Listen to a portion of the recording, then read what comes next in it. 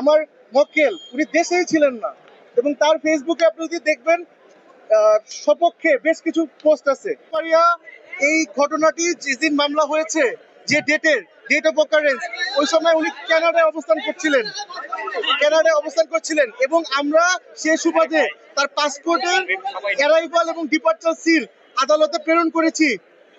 তার পরিপ্রেক্ষিতে আদালত বলেছে যে সামনের 25 তারিখ পুলিশকে 22 তারিখ এটা পুলিশকে দিয়ে তদন্ত করে রিপোর্ট দিতে এবং জামানির ফির শুনানি হবে। আজকে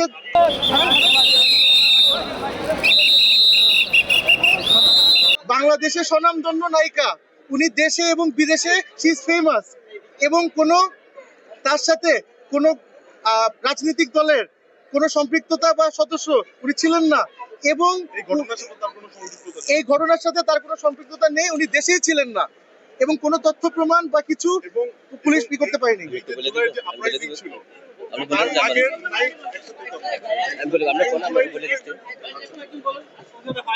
এবং সবচেয়ে গুরুত্বপূর্ণ কথা হচ্ছে যে আমার মক্কেল উনি দেশেই ছিলেন না এবং তার ফেসবুকে আপনি যদি দেখবেন সপক্ষে বেশ কিছু পোস্ট আছে এই বিপ্লবের সপক্ষে। এই তো সবকিছু মিলে আমরা আশা প্রার্থী সামনের হিয়ারিং এ কোর্ট আমাদের দিকে সহায় হবে। আমার নাম ব্যারিস্টার ফারহান মোহাম্মদ আরাফ, আমি আইনজীবী। উনাকে আসলে আজকে কোনো কথা বলতে দেওয়া হয়নি, বাট সরকার পক্ষ বলেছে উনি পালিয়ে যেতে চেয়েছেন। আপনি যদি দেখেন জুলাই থেকে এই পর্যন্ত 3-4 বার উনি দেশের বাইরে ট্রিটমেন্টের জন্য, শুটিং এর জন্য যে আবার চলে এসেছেন।